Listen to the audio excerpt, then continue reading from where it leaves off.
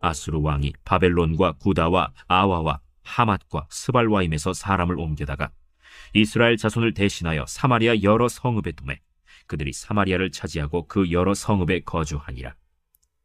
그들이 처음으로 거기 거주할 때 여호와를 경외하지 아니하므로 여호와께서 사자들을 그들 가운데에 보내심에 몇 사람을 죽인지라.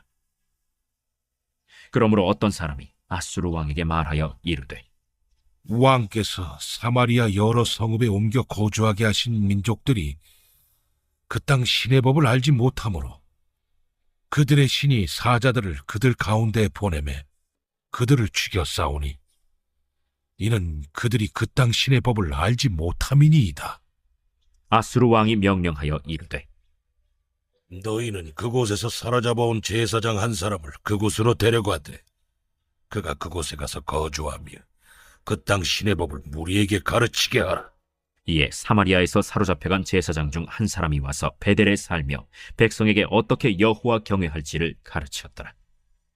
그러나 각 민족이 각기 자기의 신상들을 만들어 사마리아 사람이 지은 여러 산당들에 두되 각 민족이 자기들이 거주한 성읍에서 그렇게 하여 바벨론 사람들은 숫꽃 분옷을 만들었고 굿 사람들은 네르가를 만들었고 하맛 사람들은 아시마를 만들었고 아와 사람들은 닙하스와 다르닥을 만들었고 스발와임 사람들은 그 자녀를 불살라 그들의 신 아드람멜렉과 아남멜렉에게 드렸으며 그들이 또 여호와를 경외하여 자기 중에서 사람을 산당의 제사장으로 택하여 그 산당들에서 자기를 위하여 제사를 드리게 하니라.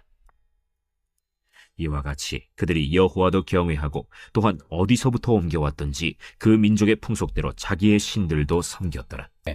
오늘 우리가 본 본문 17장의 마지막 부분은 이스라엘의 패망사에 대한 내용입니다.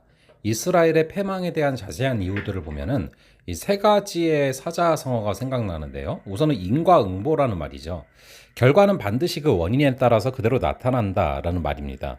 이스라엘의 패망의 결과는 반드시 거기에 많은 원인이 있었다라는 것이죠. 둘째는 사필규정이라는 말입니다. 세상 만사는 반드시 옳고 바른 이치에 맞아 들어간다라는 말인데요.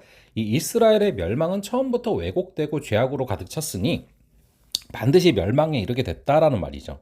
그렇게 죄를 지어놓고도 무사할 줄 알았을까요? 셋째는 자승자박이란 말입니다. 자기 갖고 온 새끼에 자기가 얼매인다고 자신들이 저질러 놓은 죄로 자신들을 스스로 묶어버렸으니 누구를 탓하고 누구를 원망하겠습니까? 대개 이런 때는 제일 먼저 하나님을 원망하고 다음에는 나라와 남들을 욕하고 탓합니다. 자신의 잘못이 없는 것처럼 생각을 하죠. 바로 그런 생각이 자신 스스로를 묶는 밧줄이 되는 것입니다. 이 말들을 곰곰이 생각해 보면서 이스라엘의 패망에 대한 과정들을 한번 생각해 보기를 바라는데요.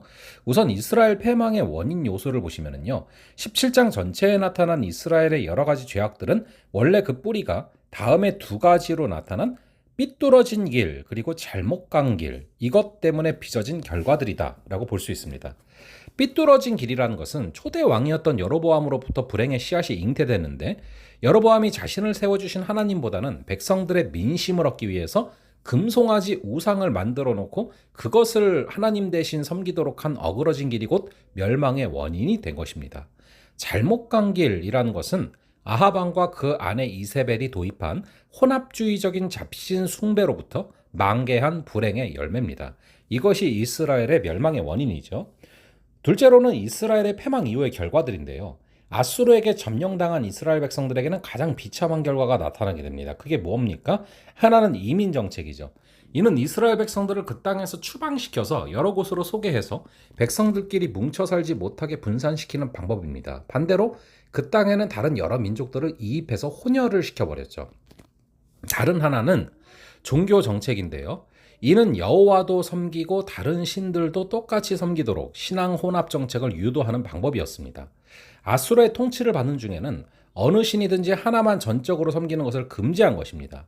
이 33절에 이와 같이 저희가 여호와도 경외하고 또한 어디서부터 옮겨왔든지 그 민족의 풍속대로 자기의 신들도 섬겼더라라고 나오지 않습니까? 이게 바로 종교 혼합 정책인 것이죠. 하나님께서 그들의 조상에게 주시며 강조하셨던 오직 너의 하나님만 섬기라 라고 하신 유일신 신앙을 저버리니까 결국은 여러 신들을 섬기도록 강요되는 굴욕을 받게 되는 것입니다. 자, 여러분, 또 이스라엘의 패망이 주는 교훈을 한번 생각을 해보시면요. 먼저 북극강병이나 문화생활보다 반드시 앞서야 될 것이 신앙이라는 것입니다. 세상 사람들이 그런 얘기를 들으면은 코웃음 치면서 당장 비웃을 내용이죠. 그러나 실제로 나타난 결과를 보시면은 여로보암, 아합, 예후 등이 부강이나 풍요가 모자라서 망했겠습니까? 오히려 그런 것들은 넘치는 상황이었는데 신앙이 모자르니까 망하지 않습니까? 다음 사람의 지식, 경험, 능력보다 반드시 중시해야 될 것은 성경이라는 것입니다. 이 역시 세상 사람들이 들으면은 동의하지 못하겠죠. 하지만 역사에 나타난 결과를 보시면은 명백합니다. 다른 것들이 모자르고 부족해서 망하지 않습니다. 말씀이 없어서 망하는 것이죠. 마지막 세상의 문화, 문명, 과학보다 반드시 높여야 될 것이 교회라는 것입니다. 여러분, 우리의 생명에 나타나는 결과를 보시기 바랍니다. 이 세상 어디에서 우리의 생명을 구원할 수 있는 능력과 은혜가 있겠습니까? 오직 교회를 통해서만 가능하다는 것입니다. 사도행전 4장 12절에 다른 이로서는 구원을 얻을 수 없나니 천하 인간의 구원을 얻을 만한 다른 이름을 주신 적이 없음이라. 이 말씀을 기억하십니까? 여러분, 이 말씀들을 흘려버리지 마시고 오직 하나님만 의지하며 살아가는 귀한 하루 되시기를 간절히 바랍니다. 잠시 기도하겠습니다. 아버지 하나님, 이 삐뚤어진 길과 잘못된 길로 가다가 패망하는 그 모습을 바라보게 됩니다. 아버지, 우리로 하여금 삐뚤어진 길과 잘못된 길로 가지 않게 하여 주시고 간절히 바라기는 저희도 여호와도 경외하고 또한 어디서부터 옮겨왔든지 그 민족의 풍속대로 자신의 신들도 섬겼더라라고 말하는 이런 혼합주의에 빠지지 말게 하시고 오직 하나님을 우리의 주님으로 섬기고 오직 하나님 여호와를 경외하며 걸어갈 때 우리를 모든 원수와 그리고 모든 어려움에서 건지시는 주님의 손을 경험케 하여 주시옵소서. 주의 말씀을 흘려버리지 말게 하시고 그 말씀 위에 바로 서게 하여 주시옵소서. 감사드리고 이 모든 말씀 우리 주 예수 그리스도의 이름으로 기도합니다. 아멘. 그럼 또 다음번에 뵙도록 하겠습니다.